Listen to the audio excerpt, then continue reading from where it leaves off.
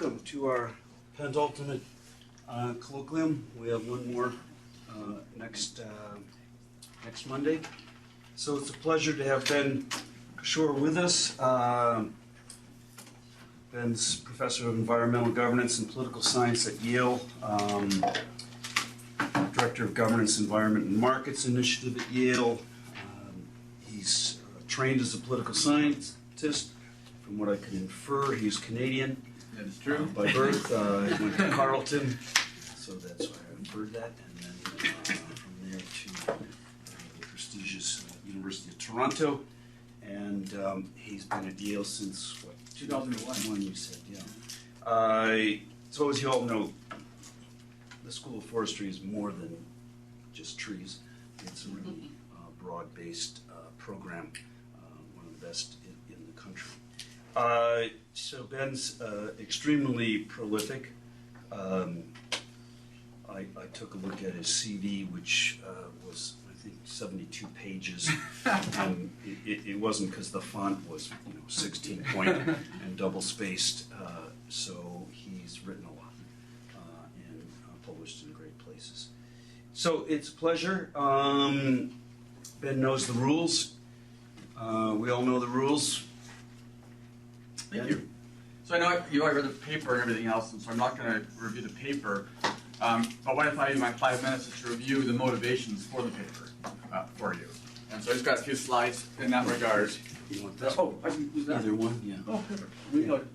Yeah, You can be wherever. yeah, with me here, sure, okay, yeah.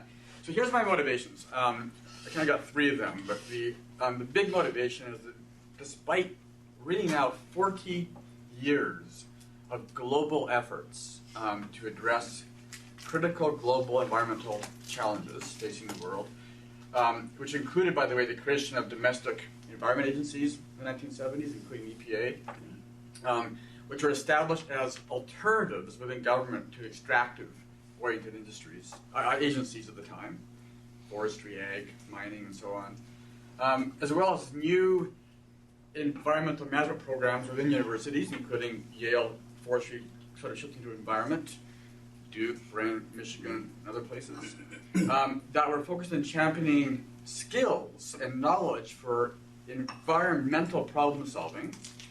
The vast majority of problems are actually getting worse. Okay, so this is one motivation. And so you know the climate crisis, you know all about it. You know the per capita emissions are actually largely in the north. Fisheries are being depleted at alarming rates. The ecosystems, not just the fish, are destroyed beyond almost all recognition. Dueling untouched forests are a huge problem, and there, of course, Russia, Canada, and Brazil become the key areas for that. And of course, land use change is happening so quickly that deforestation is a massive problem, such that it's such a big problem. Success is measured by whether we actually impact the rate of deforestation. We reduce the rate of deforestation, which quantitatively, of course, means that there will be no forests, and that's called success because it's happening so fast. And anything we throw out these problems doesn't have much traction. And of course, this is not only the forestry, but only to actually extractive sectors going into the forests. The latest one is orangutans. The study done in Indonesia, which has probably had the most attention by global efforts to address habitat challenges. Orangutans will be extinct in the next 20 years. We don't actually act quickly to reverse these trends. So this is like the latest scientific piece. We're not doing what we should be doing to address these kinds of questions. And therefore, the solutions is my second motivation. The solutions are not being framed in ways to actually address the actual problems. I just want to give you Victor's assessment of the Paris Accord. This troubled me deeply. He's a great political scientist, amazing, okay? But he argued that the 2016 Paris Accord was very positive, that it transformed climate diplomacy by creating flexibility and moving past gridlock, which is true, the latter, but transformation is an interesting word because he also said in the same article that the actual goals of Paris were unrealistic. They could never actually be met. Okay, we blew past them. Okay, yet the climate science says that we must get to these goals to address and head off the ecological catastrophe facing the climate science. So how can we live in a world where both statements can be true? Okay, that you can say it's transformational, but it can't meet the ecological requirements, necessities to get there. That to me troubled me deeply and motivated me too, also for this paper. And then I thought, okay, what if the actual environment schools that are designed to be the places to train for these problems aren't actually giving students the skills to address these problems? And what if we're actually training them with skills that make them see these as being inevitable? That's all we can do. It's feasible best solutions. And this is all we can actually do.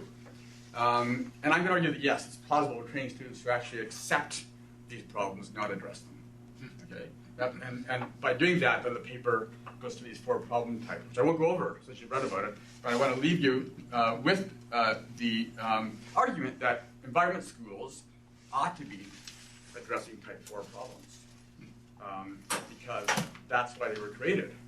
We already have departments of economics, we already have schools of public policy, we already have schools of forestry, but type 4 should be the bread and butter of environment schools, and it's not. Type 1, 2, and 3 are the bread and butter, and that is the motivation for me writing that paper. Okay, so that's my 5 minutes? Yeah, that's great. Okay. That's great. Okay, floor. John? Yeah, so I wanted to focus on this table, so I appreciate you bringing it up. I like what you're trying to do here, but I feel like there's needs to be like another dimension maybe. There's too many things going on in this one table. Yeah. Because you can think of a typology of kind of the types of problems kind of ontologically, stakeholders that interact. You can think about how problems are perceived, so kind of epistemological typology. You can think about how they're approached, like a pragmatic typology. You can think about what the solutions look like. And here, I'm used to seeing win, win, win, lose in terms of solutions, not in terms of problems. And I think a lot of your interest is in how the problem is perceived as type 3 versus type 4, whatever. I wonder if you can expand on that, of what you see this table as being a typology of. Do you think it's worth distinguishing between kind of the ontological character of a problem versus an epistemological or pragmatic approach? Do I respond now or do I wait? Yeah, take them as long as we can. Okay. Yeah. If I could just add I had exactly, Yeah, please. well, it wasn't as eloquent, but a similar observation. One of the things that occurred to me is I couldn't identify with certainty which kind of problem went in which box. Right. And if you could help us with that concrete guidance. Yeah. Okay. Thank you. And also, this is such a great seminar for presenting your work in progress. So actually, 4 weeks ago, I had 3 problems, not 4. And one of my colleagues said, "Ben, you've got a 2x2 table here, just so you know." And so actually, I was at a Copenhagen Business School workshop 4 weeks ago. So this is really, and then it was kind of like a list instead of a 2x2 table. But I think it actually works because the 2x2 aspects are actually whether a specific problem is being targeted. Okay, so that's the one axis. And the other is then the whether or not there's an effort to generalize about the approach one's taking. So those are the 2 things: generalizable versus contingent, problem targeted versus no problem targeted. And that I think actually does work for what I'm trying to do with this paper. And I can answer the second question now: what are kinds of problems then? So first of all, this is not meant to say these are easily transferable to actual problems, okay? But rather, all of us have metaphors, as Ostrom himself would say, around how we think about problems that are out there in the real world, actual things, whether it's timber being depleted, or fish being depleted, or ecosystems being destroyed. We all have metaphors that cognitively allow us to frame these things. So even common pool results problems weren't objective per se, they were a framework for addressing an existing problem. So these are actually about perceptions of problems. How do we perceive of them? Okay, so let me just go to type 4, which is the one that's driving me the most crazy. Okay, so type 4 are when we perceive a problem to be so important that we never trade it off against another problem. We never do that. It's so fundamental. There's no compromise involved. It's not usually about economics per se. It's about some kind of absolute, this must be a priority. So this can come to us either from the science of ecological devastation or from our own norms about appropriate behavior.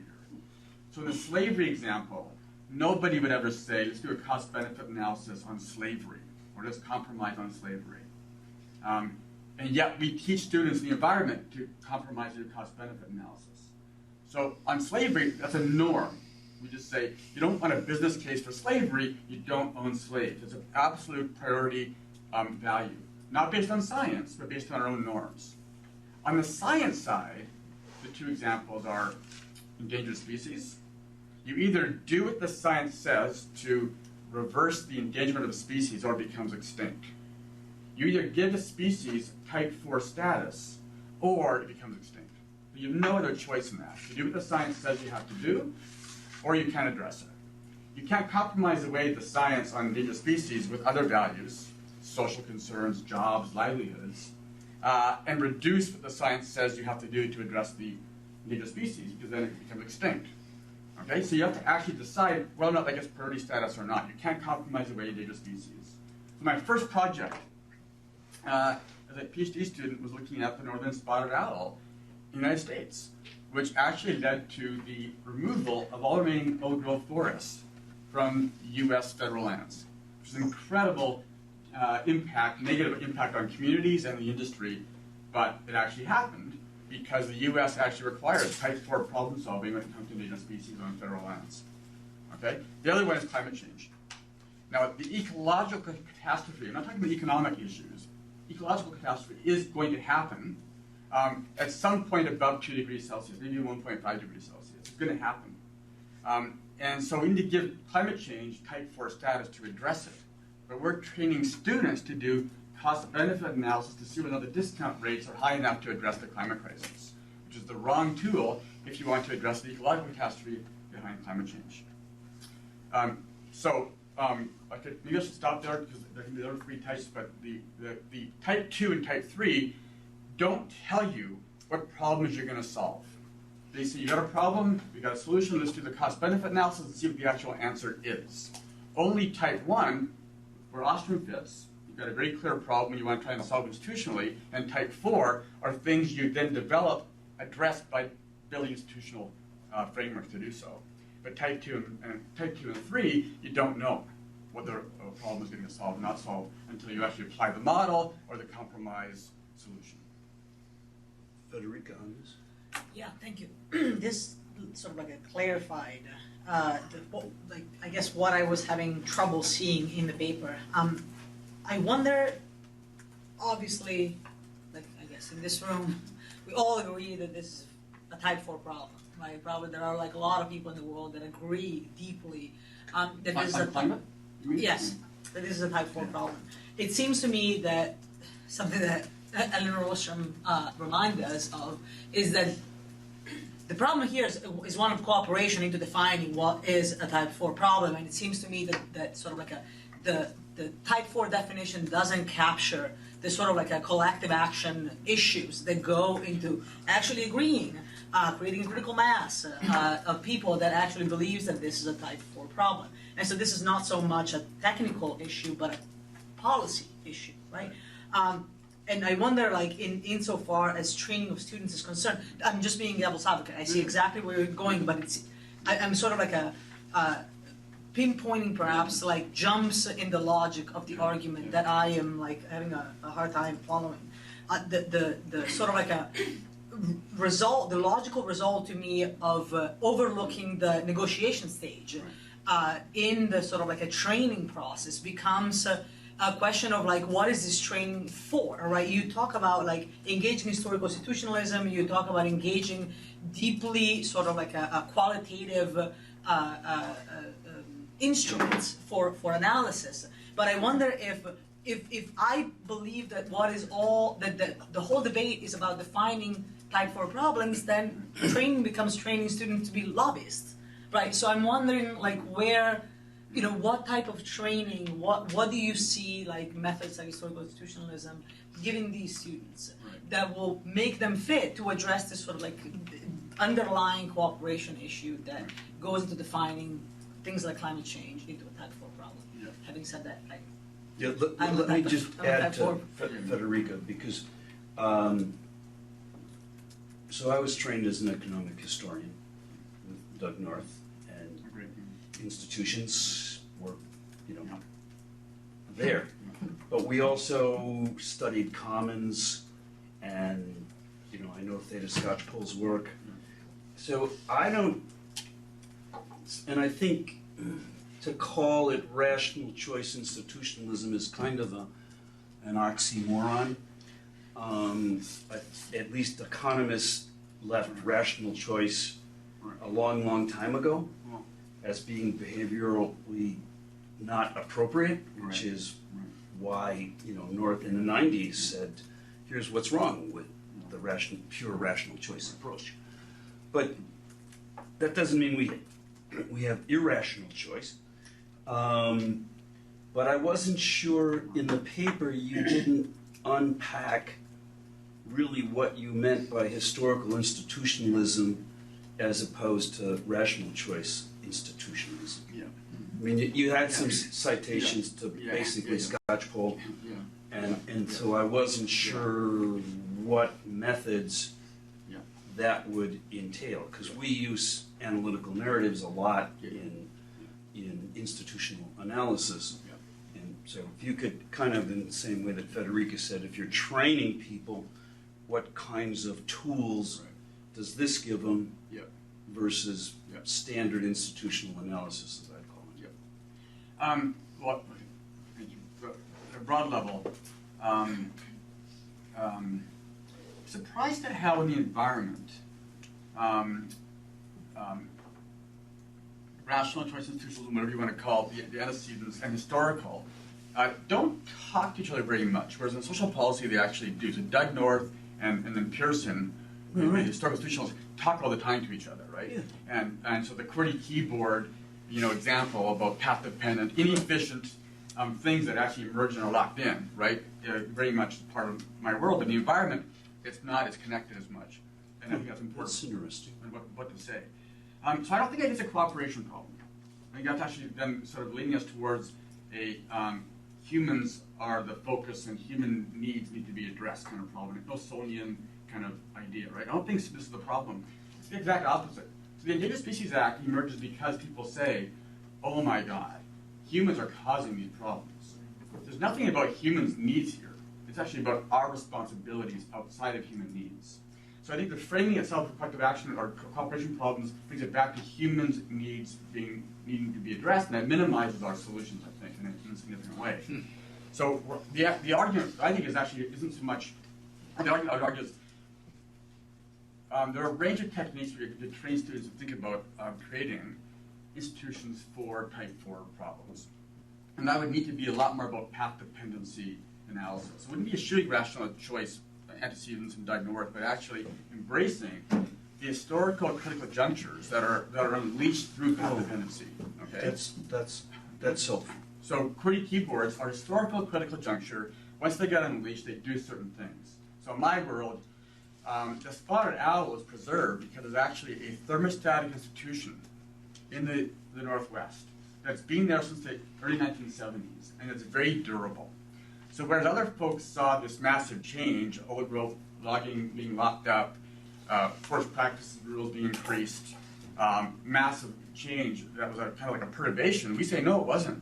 It was actually a thermostat institution that existed in the north, and actually federal lands that said actually if endangered species are identified as being threatened, you must bring them back. So just like a house has a thermostat and a heater, the heater is only on when the temperature outside drops to maintain the inside temperature. It's a very durable institution, but it's massive change outside for constant change inside. Likewise, the same institution that actually existed for why we then had owls preserved that led to massive changes in old growth logging, but the system did not change at all. It was an institution that was the result of a path-dependent process that was locked in and unable to change. Newt Gingrich wanted to change this institution, he couldn't. Okay, but it was not a rational choice, collective action problem institution. It was a path-dependent institution that had durable effects 20 years after it was created.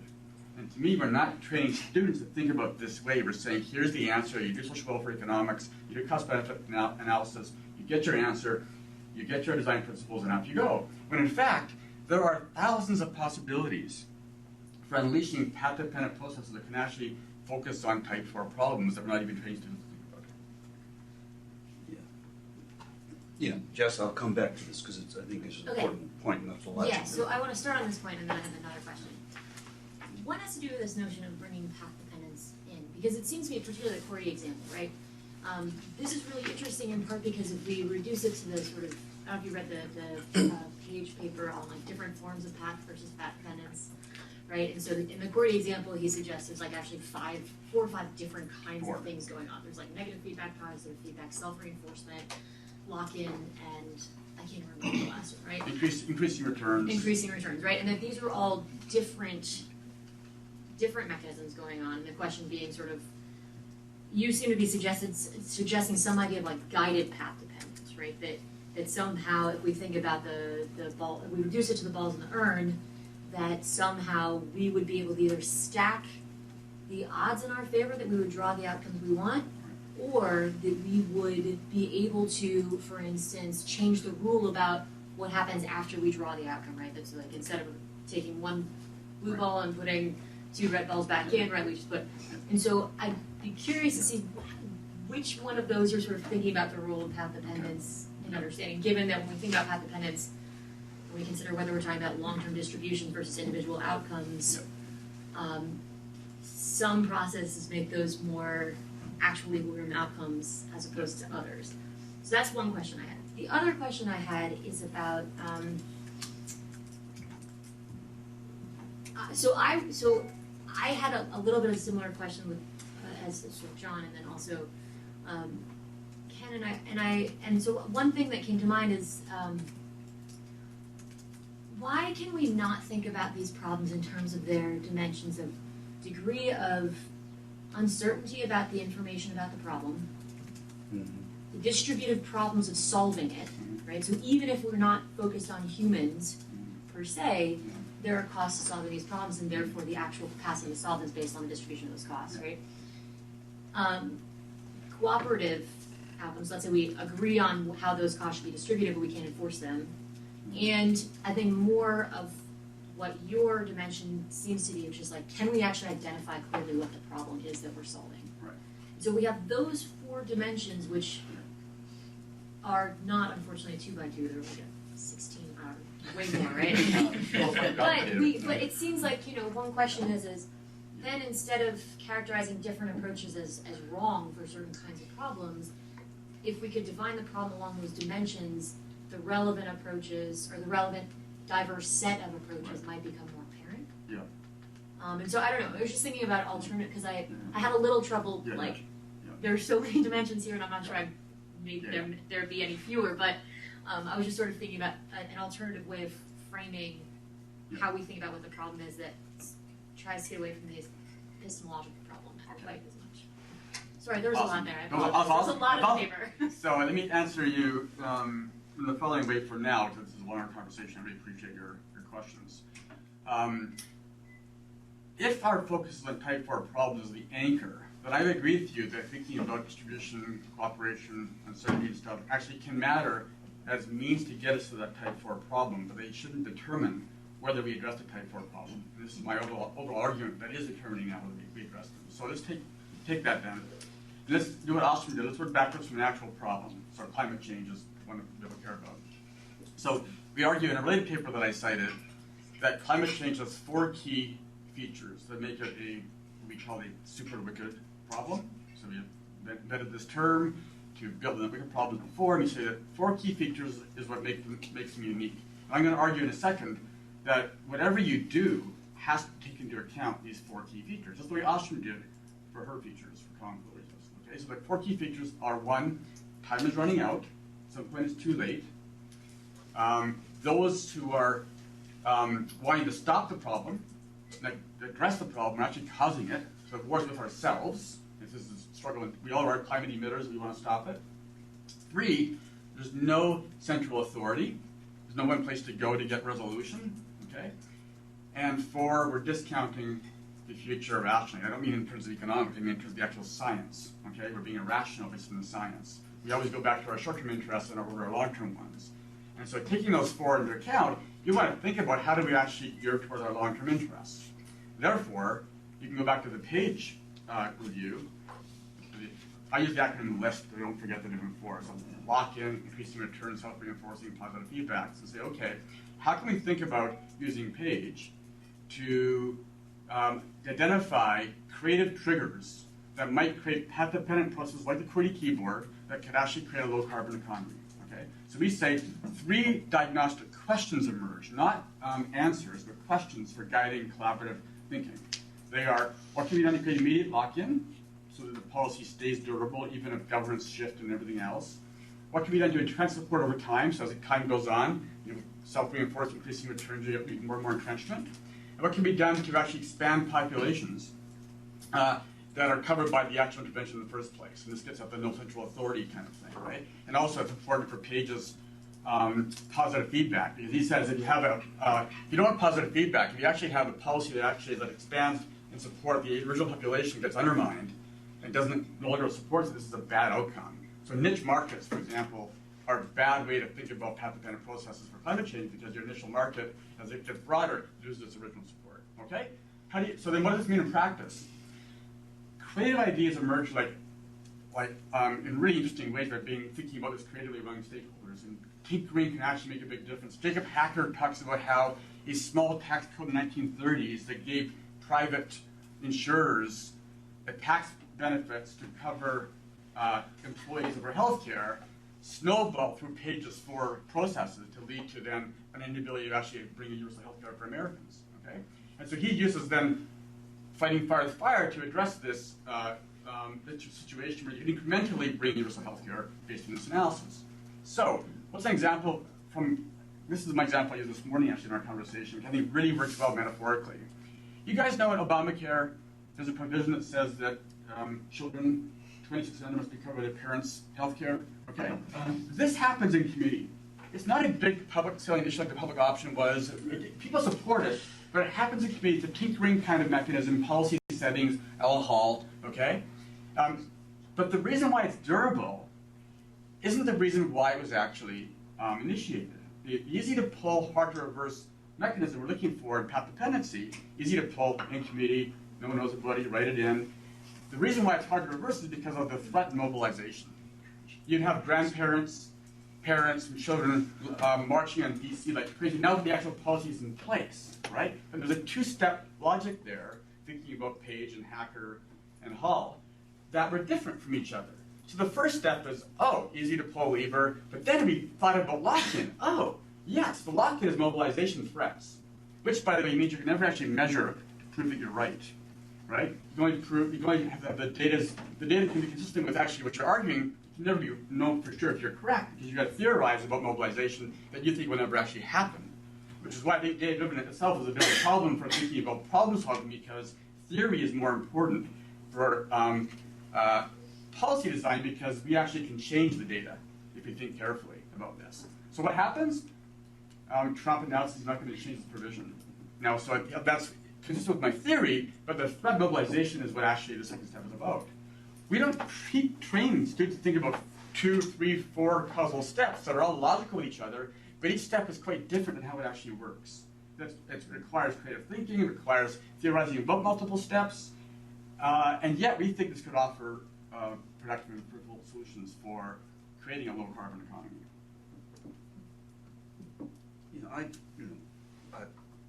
I buy that, because that's how economic historians actually do a lot of work. Same with Social Security. Social Security was set up as a very small program, covered very few workers, but the mechanism for it was for it to get bigger and bigger and bigger.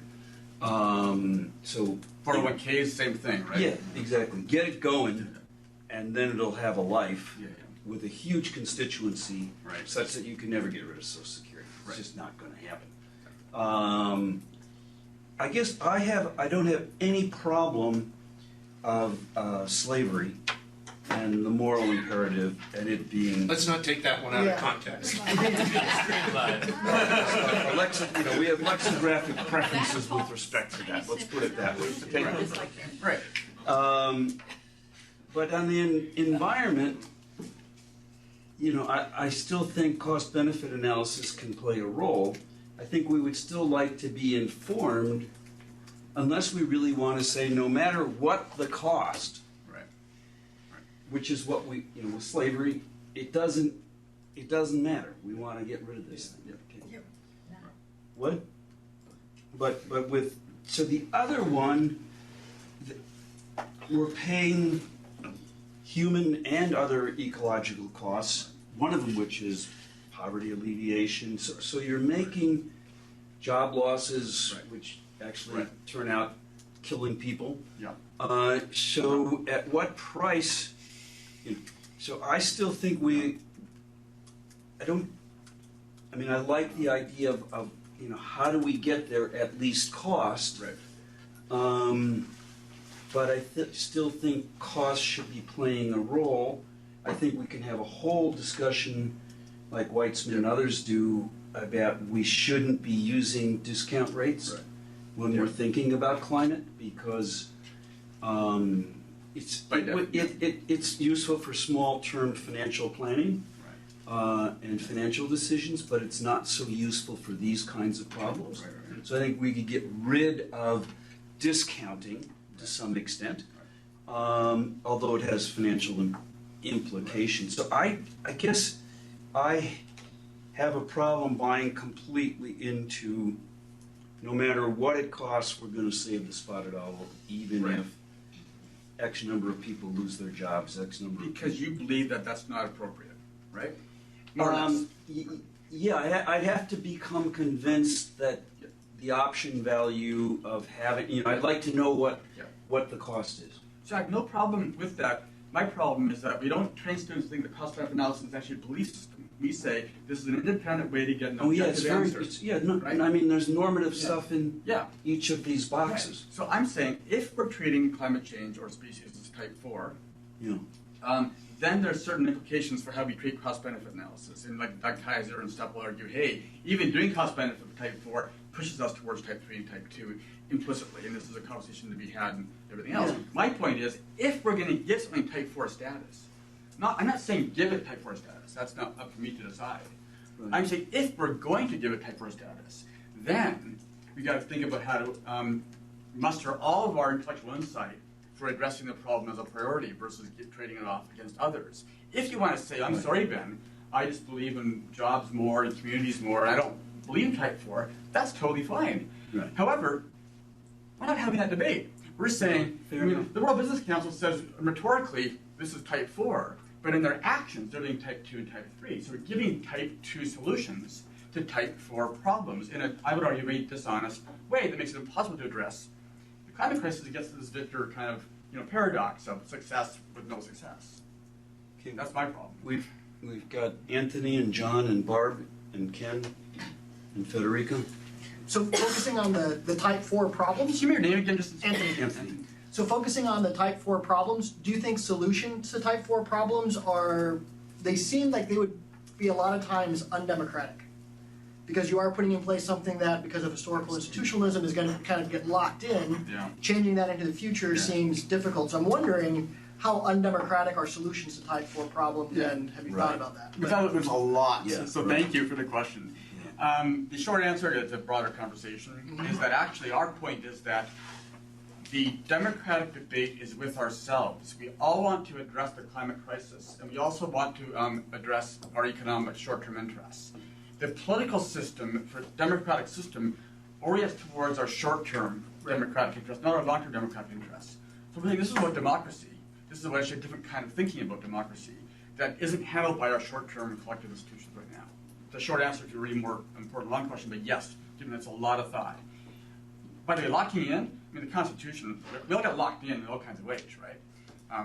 Most of our lives are locked in some way that we don't go for most things we actually do in our lives. So the issue is how can we steer towards things we actually want to achieve versus having this lock in by accident. Which we think is very democratic, even though your point is well taken and it's a thorny issue. Right. Yeah. So I've got John, and then Barb, and then Federica. So the point that Federica mentioned, and I'd like to go back to, it seems like training people in Type 4 is training them to be, she said lobbyists, I would say advocates. And that's fine, but if you're training in management, or if you're looking to engage, it's not clear how you lead to that. So, like you mentioned, ecosystem services as something of like that should be a type 4, but it's being treated as type 2. Is that correct? Services to me takes type 4 Yeah, management and makes it into a You're right. type 2 or 3. The thing is, if you're an environmentalist and you're in a management position, you're dealing with industry and economists, you need a way to translate your issues. And I think ecosystem services is very effective in that regard. It doesn't capture everything about the environmental issue, but it is a way to convey that information to somebody who doesn't agree with it. And so the idea that you can't and that's why I would suggest having different kind of types of typologies. And maybe it's the same point, but I went through an environmental studies program where everything was presented as type 4. And, Yeah. Must have been Santa Cruz. Where is this? Santa Cruz. Oh, Santa Cruz. Yeah. And, I would have professors I would hear them tell students, just wait for capitalism to fall, Marxist revolution's coming, and and it led to, It isn't? I don't know. I'm an agronomist. I don't know. That's up for you guys to decide. It led to a disengagement. And so you get a lot of people as advocates for environmental issues, but they aren't seeking to engage on the issues directly. Yeah. So, how do you get past that? So How do you? put it real starkly. I mean, it becomes religion for some of these training, and then that becomes ostracizing. Right. And Yeah. so religion, or what Shapiro would say, pathologies, right? They exist everywhere. You wrote a book called Pathology of Rational Choice, pathologies of Marxism, pathology of whatever else. Pathologies kind of decide that my framework is the answer, and off we go, right? The neo-Marxists, who are wonderful, deeply critical scholars who add a lot to this conversation, are criticized for being pathological themselves, or how they see the world. But so are rational and choice institutionalists by the neo-Marxists, right? They're both pathological in different ways, the argument goes. Your point's well taken, though. I'm critiquing professional environmental management schools only now, not the broader universe that does exist when we have these kind of conversations more broadly. I would ask, though, where are the neo-Marxists in environment schools, in professional environment schools? They don't exist. Yeah, they add a lot of value to these kinds of conversations, really deep, critical, excellent thinkers. They're not there anymore because of reasons that don't have to do with actual problem solving, have to do with actual ideological debates about scholarship. Your point though about hey, ecosystem services is the way to engage those who don't agree with you. If you can give me a functional explanation as to why services can help address type 4 problems, by all means, that's kind of my point. But historically, the opposite has happened. So Indonesia is now being seen as only you can conserve forests if you can provide enough financial incentives to companies to not deforest. So it's around services undermines the reason why you would actually address the environment by saying it's got to be cost-benefit analysis, and this is the whole Red Plus globally is around providing financial resources for protection, whereas in the 80s, the idea was, no, you just preserve because we have responsibility for preserving biodiversity conservation. So in practice, services is not going in the direction that you're saying it does, but if it could go that direction, I'd like to hear more about it. I think there's lots of examples of watershed conservation or protection where you're like, look, here's the cost that you would have to, here's what you'd have to provide in water filtration that you're currently getting from the ecosystem. By protecting the ecosystem, you're basically having these savings. There's lots of examples of that. I think almost all the examples, this is a long conversation, and I appreciate that this is a good debate to have, because if there's a way to do this, I'm all aboard, right? If there's a path-dependent way to do this with services, great. But usually those come down to sort of some kind of utility for humans. They need water, they need something around the system itself, which therefore limits why you would address environment qua environment, why you address slavery qua slavery. But if I'm an environmentalist, person of the trying to talk to an economist, I need to find some common ground to work on. That doesn't mean I now see the environment strictly in terms of utility, but that's the language we're using in our communication. Sure, there's common ground. So again, common ground is type 3, unless it can be used for type 4, and I want to know more about that. In the spotted owl case, no, economics is used to say why this is actually an irrational decision that the agencies were actually undertaking, because it was actually undermining social welfare to a significant degree. that was not used as a way to address type 4 problems, but to actually undermine type 4. And in the paper, I talk about how this leads to the U.S. forest products industry launching a massive campaign to promote a different conception of type 3 conception, including ecosystem services as a way to actually shape problems away from type 4 towards type 3 that would undermine the spiral and not actually enhance it.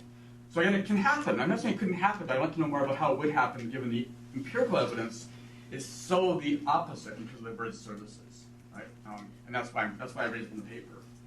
And why I think that's undermined or think about path-dependent processes for actual type 4 problems themselves. One quick thing, the advocacy point. You hear this a lot. Advocacy is like, this is advocacy, whereas cost-benefit analysis is not. I don't understand that because they both have a belief system. One is I believe that social welfare is important. Advocacy is about actually what are the triggers you would actually undertake. So Scotchbull says that actually social movements, based on her research, trigger transformative change. And so students are trained to think about how you intervene to do that. I don't see the advocacy distinction working well in this story, but I do hear a lot to say, oh, Ben, we don't do that. We just train students to be analytical thinkers and objective scientists. And I say, well, hey, hang on. We're advocating all kinds of things. Even environment schools were advocated by those who saw the universities not having a place for the environment, for type 4 problems. And we were advocating, it led to why we think about the environment, what we actually do. What I don't think we should just say, okay, therefore, the answer is, go boycott the Dakota pipeline. That we shouldn't do that. That's actually somebody's taking the knowledge to make a difference. But we should train students to think about what does boycotting the pipeline do? The way we think about cost-benefit analysis, it actually doesn't do problems on it. So on the queue, I've got Barb and Angie and Federica and Jimmy and Jess. You have something really important on this? Barb, is it on this point? No. Can I have like a? I guess. Okay. No. Go ahead. I need the time to. It was directly in place. Okay. Oh, Go okay. ahead. Hi, Ben, it's Barb. Hey, Barb. I want to stress another part of your paper, which I thought you were focusing on, which we haven't discussed yet, but I think is really important, if I understand correctly. I thought a good portion of your paper was also stressing a framing problem. Right. How certain research methodologies can diffuse and then improperly overtake how we frame problems. Right. So it's almost like the methodology itself becomes reified. Yeah. And importantly, you were talking about how some vested interests, in this case the forest industry, played a role in such diffusion and reification. But noting that their purpose is to avoid regulation. And so setting the tone in the environment this way, that also then can affect the training that's done in institutions, where now the diffusion, the reification, the redefinition of how we look at things, where the methodology comes first, before really understanding the problem, takes hold of the mind and can misdirect analysis. Is that a correct characterization? Thank you. It's a great characterization of the main argument of the paper, actually, right? That methods might actually be answering our conceptions instead of us consciously deciding how to place them. I'm not saying it's conscious. Right. Well, it may or may not. I'm saying no. that vested interests know the frick what they're doing by doing this, but it doesn't mean everybody else is aware that this is what's occurring. And it becomes set. In that sense, it becomes set. Yeah. So so first of all, and I have a follow-up question. So first of all, I want to make sure my interpretation, is that correct? That's correct. Yeah. Okay. Then I'm glad we're having lunch, too. Because Otherwise I believe the phenomenon that you are describing fits very well with what I'm seeing in defining other kinds of problems, particularly in the telecom space. Okay. With net neutrality and all these other kinds of things, where cost-benefit analysis becomes reified as the way to look at a problem before you really understand what is the underlying problem we're supposed to be looking at.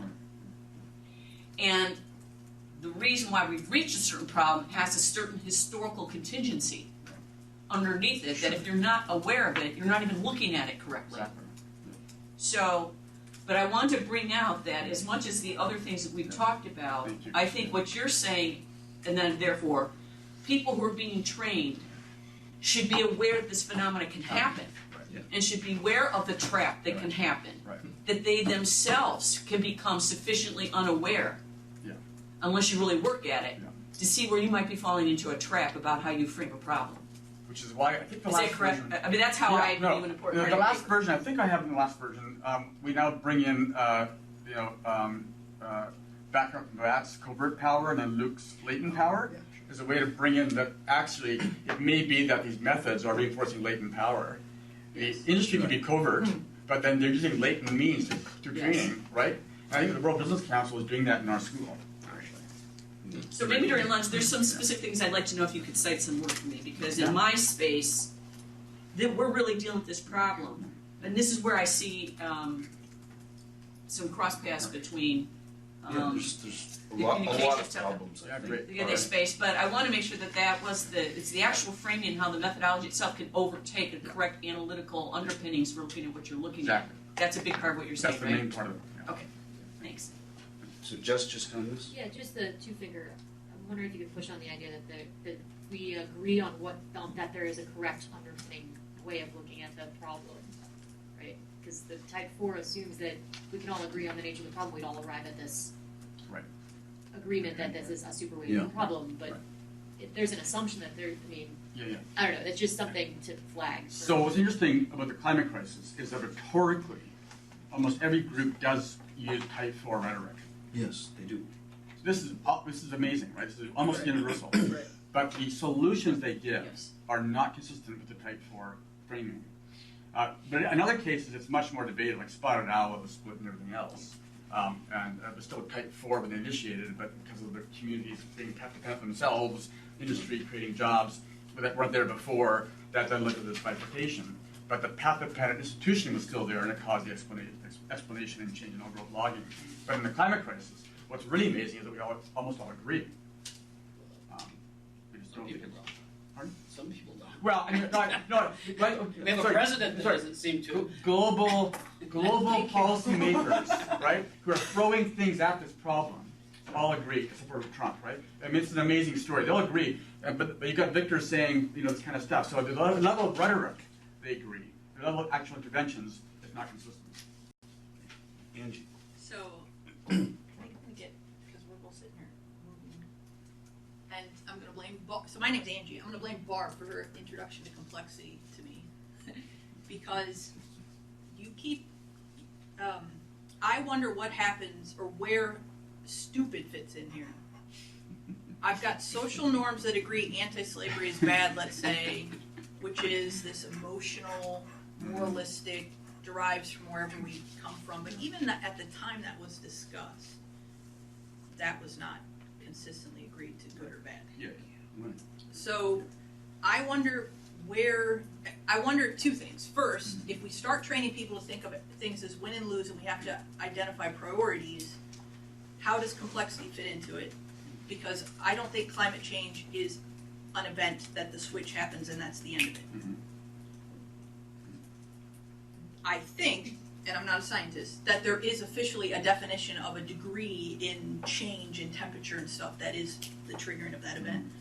But I've certainly heard plenty of scientists argue about how what we'll do is begin to migrate crops to different areas, and we'll actually quite possibly, if we can contain key bits of the nexus, we might actually survive unless we totally screw it up majorly. You mean we as in humans? We as in Sapiens? humans. Yeah, this is not Homo sapiens. No, but my question then is how that level of complexity fits in, because when you do win-lose priority, I can craft almost, I'm a good lawyer, I can craft almost any argument as the world is coming to an end. Oh, dear me, pay attention. And I think the spotted owl, in some ways, is a good conversation to have. You'd have a difficult time, not a scientist, and I'm going with when the bees all die, we're all doomed as well, and I don't understand the science behind it, but I've bought into that narrative. I wonder if, so, I mean, that's my question is where do social norms that are based on maybe stupid, and that's probably a mean way to say it, and then science feeds into the stupid, where does that fit? Otherwise, we can make scientists are smart enough to make almost everything a priority, I guess is part of my argument in what we're seeing today. So I do appreciate your question, and again, it's why these are now focusing on sort of perceptions of problems. Because we can actually look at all the data and think and then perceive them differently. And Ostrom's had a big role in how we perceive some problems. Yet the actual world does exist outside of our perceptions. There's some things that are happening that are real. So we are now, scientists have proven, in the 6th great extinction of the planet. We're living that right now. Massive catastrophic species extinctions all over the world. And that's caused by industrialization and capital and whatever, blah, blah, okay? So that isn't up for debate. That's not, nobody's disputing that. You can't. It is an objective reality. But then we think about how we perceive that problem in different ways. Cost-benefit analysis, compromise, type 4, and so on. I'm saying, if you care about the environmental stuff, not the Homo sapiens stuff, but I think you've got a really good point about that, the non-Homo sapiens stuff, then we need to think about type 4 as the anchor with which we develop policy prescriptions. And there is in the world all kinds of evidence that path-dependent institutional formations can and do occur that do actually address type 4 problems. But if we train students to think about type 2 and 3, we're going to go back to humans. But the Endangered Species Act was created because we thought about, not about humans, but about non-human things that we have responsibilities for. And there's an implicit theme, and most of the writing on institutions and environment now, that goes back to humans. I wrote in the paper that actually a lot of Ostrom's students refer to themselves as environmental governance scholars, but actually they're resource scholars on the economics of resources. And even the words being used now for type 2 and type 3 and type 1 problems are actually environmental at all. I'm saying by being more explicit about this, we think the science that is out there, we can use it, and the science is quite clear in some things that isn't up for debate, despite it being complicated. Federica? Then maybe we should take, because the list just keeps getting longer, which is good. Yeah. Let's take a few. Got Federica. I think Jimmy was on the queue. Jess is there. Ken's there. So let's take those and see where we get. So Federica. Okay. Wasn't he supposed to be next after me? Ken? Yeah, he was, and he hasn't gone yet. Ken, go I'm ahead. just saying, I remembered in the queue, his name was right after mine, so just trying to say out of fairness, that's all. I had an hour and a half this morning, so. No, But I'm sorry, it's just, I'm sorry, I'll shut up. Yeah. Ken, jump on. Well, okay, all right. So, we started this by saying, so what is this a typology of? Yeah. And even though we started with that, you've continued to talk about type 1 problems and type 1 concepts. And they're not quite the same thing, but it makes me wonder whether maybe the answer to our question is these are concepts whose we have a central tendency to apply them, each one to a certain kind of a problem. So if I had to guess, I'd say type 1, central tendency is natural resource applications. Right. Type 2, pollution applications. Type 3, sustainability, big time sustainability applications. And type 4, catastrophic applications. If I had to guess, climate change, species loss. Yeah. If I had to guess. But what bothers me is in some cases you seem to be, you're mixing things in these categories that seem not to be quite clear. Okay. The first one is you're using cost-benefit analysis, which I would apply to any of those four. I would say that is a tool for goal setting or analysis of where should we be aiming for. And that's fundamentally different than some of the other things you're talking about in these categories, such as how do we get there? How do we work together on these? Now this is an area that I get in a little trouble with because I see goal setting and goal implementation as two separate steps. Yeah. But I don't see any indication that you're recognizing that here. And while I'm willing to say they're actually iterative, are setting the goal, are deciding how we get there, are actually back and forth iterative, it's really useful to be able to say, so how do we identify where we want to go? And how do we identify, or what tools do we tend to use to identify how we're going to get there? And so what I'm really trying to do is encourage you to, this is very preliminary, as you said, to really sharpen what are the elements of the category and what's in each one. And if you put cost benefit in only one of those, then I will know we disagree. Anyway, it's a little bit of a mix of things going on there, but. Let me say, very helpful. I know there's not a lot of time. Can I respond briefly? Or should I not? Yeah, sure. You can. Yeah. First part, totally agree. It makes a lot of sense. The second part, don't quite agree. I think it applies to type 1 and it applies to type 2, and in part type 3, but not completely. It doesn't apply to type 4 unless it's purely instrumental. Type 1 and 4 institutions emerge because they're functionally addressing the two different types. Type 2 and type 3, the things you retrain students determine the outcomes. And so I don't want cost benefit to be used to determine whether we can address endangered species or not, which is what's actually happening a lot in the world today. And that's why I make that distinction. But I take your point that I should be clear about cost benefit seeps in different ways in these different conceptions. Yeah. Right? Right. I would say that you're still doing in type 4, you're still doing cost benefit analysis, except that it's really easy. Yeah, right. Right? Where you've gone, look, I don't have to do the analysis to know we're going to do this. But it's all on a continuum, right? There's the real challenge where we have serious trade-offs. But you're still making trade-offs. Yes. And in type 4, if you're applying it to cost benefit, we have to ask, so how much abatement are we willing to do? And you know, the 2 degrees is a politically set goal. There's nothing magic about that. There's a whole other group of us who look at that and say, you know, how much abatement we do depends on how much it costs. But I think, I might jump in, but I think the problem here is that maybe your topology has to be clear that I thought you were going for the framing.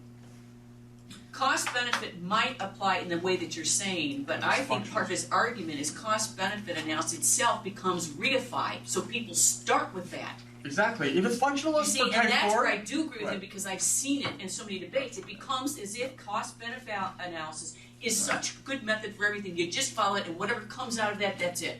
That's the point. And that's the thought. And so if your topology is for that purpose, then this has to be a little clearer. Yeah, and that's a really good point. I See what I'm saying? have We written should both elsewhere work on our this ways. point. I don't think cost-benefit analysis does work for type 4, but I see your point. I've got to make the argument much more clearly and carefully. And it also gets to the fact that maybe you see climate change as within a type 4 concept, right? And and maybe most people do, and that's the central tendency. That's a place where type 4 tends to get applied. Right. Maybe I see it as a type 2 or a type 3, totally fine. and I see it through that framework. Yeah. And it's actually extremely useful for you to be able to say, I see it through type 4 glasses, you see it through type 2. Yeah, that helps us have a discussion. Yeah, I'm saying society needs to decide what they're going to do. Will they treat it as type 2 or type 3? But if it's type 2, they're treating it as, you got to be honest about then the impacts on the actual ecological catastrophe we're about to face. You got to be honest about it. But yeah, I'm not saying it must be type 4. I'm saying sometimes the science tells us to address it ecologically, it must be type 4. Thank you. Okay, let's bundle up some Okay. comments and see. Jimmy? So my only point is we have like very nice. I think this is fascinating. But one thing I really like in this is, I think it was Ken that used the term, is this question of implementation. And some of the examples you've given, and this idea of the lever and then locked in, actually rational choice kind of comes back into play. Yeah. So where can you find these examples of where it worked, where they were local? They're almost always, not always, but a lot of them are local examples as opposed to global examples. And you start thinking about the economics of the situation, rational choice or whatever, and you start seeing that these are cases where they could have achieved this policy without too much negative feedback. But once it was in, it's locked in, right? Yeah. But yeah, we may also be seeing some cases where we don't. So I would say gun control might be an example of implementation, but and suppose it's locked in for a long time, but we may be moving toward a world in which we're not locked in, hopefully. Right? And so I'm just saying that if you think about teaching students, then you have to start thinking about, I think this is a great way to think about different aspects of problems, but how do you get implementation of the goals, even if they're there? When will they be successful, and when will you not be successful? And I think you still have not talked about knock-a-mole or whatever it's called. Whack-a-mole. Whack-a-mole. Well, the third question, expanding populations, is the way to think about whack-a-mole, right? How do you not just bring the problem somewhere else? Exactly. Yeah. Exactly. And designing problems. This is the implementation. Yeah, designing solutions that don't think about that are not going to work for type 4. So, Jess and Federica? Okay, really quickly, I was just thinking that it seems like seeing things as a type 4 problem is a bit of a privilege. In other words, the Endangered Species Act does not actually threaten significant human life, and therefore it was easy to make it into something that we could all agree upon was important because of the certainty of the disappearance of these species without significant horrific cost to us, right? And the question is, yes, exactly. And so the question is, well, could we really expect people to view things in a type 4 way if they actually perceive viewing something in that way as being extremely costly to themselves? Right? Yeah. Federica? Just to add, there are distributional consequences in the solution that are going to be implemented, and it's not clear to me that like saving the owls or saving the orangutans is exactly the same thing for humanity. And so there are sort of like a solution. So the distributional consequences of whatever legislation or whatever solution we put in place seems to be less sort of like a part of that confrontational conversation that it seems to me the definition of type 4 simply eliminates from eliminates, right? It's not a trade-off. It's not a. It's obvious. It's so obvious that we don't even need to think about this. It's not clear to me that there is anything in the world that is so obvious that we don't need to sort of like a. Can I say these last two are really useful, and I've thought a lot about them and written about these two questions. I'm not saying that the orangutan has to be saved. I'm not saying that. I'm saying if you want to save it, type 4 conceptions are going to be your starting point. You can use them for feasibility reasons, other cost-benefit analysis that actually works, whatever else. But you can't say, I'm going to save it, and I'm going to give it a type 2 conception. Because by definition, you can undermine the science about orangutans. But orangutans, by the way, you have to stop deforesting now, basically, just now. It's so in peril. That's not going to happen. And yet we're saying, yeah, orangutans matter. We give them like these types. We give them certification. We give them, financing mechanisms. And we say, yeah, we're going to save them, but it's rhetorical flourishes. It's not really doing type 4. If you want to say, no, jobs are more important. We don't want orangutans anymore. I'm saying, be honest about that. But don't fool us through covert latent power by saying, hey, we're going to address it when you're not really going to address it. But yeah, I can't answer. You're right. I'm not saying my will should be imposed. This is a typology, right? So if you want to say the orangutan, here's a way to think about addressing it.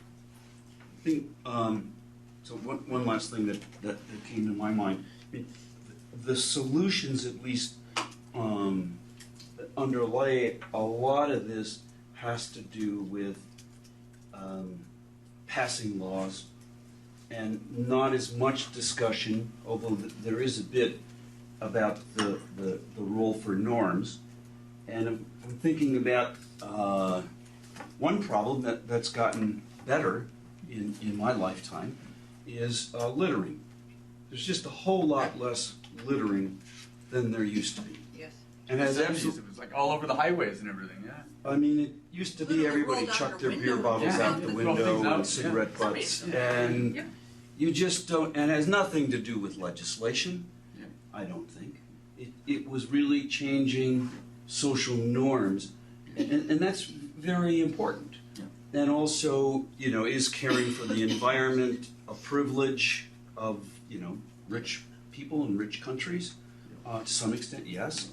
So I think, though, that we too much embedded in this is still an approach of, well, we just need to pass the right law, like the Endangered Species Act, or we just pass carbon emissions, or we do this, as opposed to how do we think about norm formation, in, let's say, a Bolskintis world and others. And I think the historical part's very important. And I just, when you talk, you call them super wicked problems. About 6 years ago, I was asked, wasn't too bad because it was in Aspen, to go to Aspen with 3 other political scientists, economic historians to meet with climate assessment modelers. Right. You know, they've got labs at Washington and Maryland and MIT and all these guys. And I remember after about 3 days, we were sitting down and Bob Bates said, you know, this climate change problem, it's the social science problem from hell. So what you call the super wicked problem, but it's very difficult to get in a world without authoritarianism, I think. This is, you know, sort of the thing of why unless you get, where slavery is a very good example, but we had to fight a bloody civil war in the U.S. to get rid of it. So it wasn't clear that everybody bought into it to the extent that, you know, we were willing to fight a war over it. So it's, you know, it just gets at how do you get there from here, sort of. Can I give one quick Oh yeah, response? no, please, and then you can kind of wrap up. Okay. Yeah, you know. So on norms, totally agree. In the article on super problems, a third of it's on norms and how we think of literature on norms. And the interaction of norms, rules, institutions, that's fundamental, right? Yeah. So I completely agree on that. And how do we do that in a way that's, you can't predict norm change, but you can actually have causal logics for norm changes that emerge, right? And we can actually intervene in ways that give a greater likelihood of some kind of norm change. I agree. That's important though. But For training. part of it, but maybe the norm change is the dependent variable, but the independent variable is actually some kind of other kind of trigger, right? Like, Yes. I mean, even like smoking, routinization, Yeah, right. It's a good one. for actually, you're getting fined for not wanting to smoke, then lead to norm change after the fact, right? Yes. They're part of that pathway, but the first pathway is a norm change, right? So how do you think about that? It's really important for our very framework. Exactly.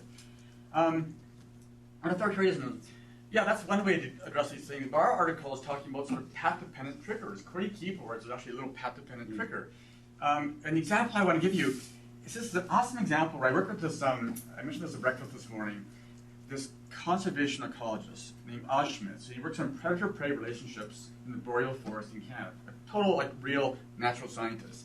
And he found that he looks at wolf, caribou, and moose interactions. And he found that when logging and mining happened in the boreal forest, they opened up areas of land, which led to more moose foraging. And moose, through methane and through foraging on soils, punctuated up the emissions of that relationship in the boreal forest. Okay? This is actually empirically true.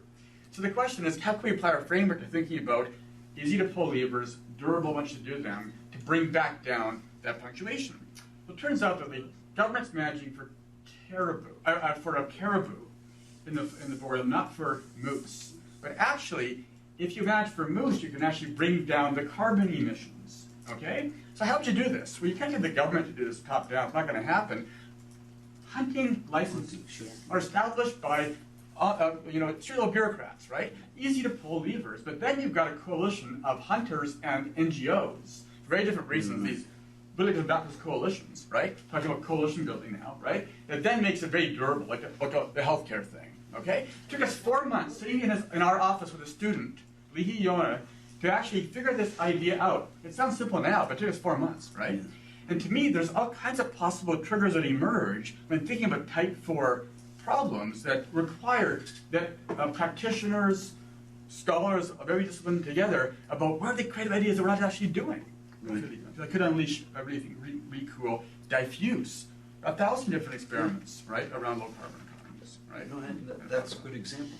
It's like Baptists and bootleggers. But I couldn't without knowing the science. Exactly. And the specific science on these, carnivores, they're just crazy, right? And then leaves and soil, like what the heck, right? You know? Falling apart. So, last word, then? Thank you. This is a work in progress. I came from a place of feeling like actually kind of post-Trump. How do we get more meaningful stuff happening in our lives and stop worrying about funding per se? Because I'm part of this problem. My funding's got me to type 2, type 3 solutions.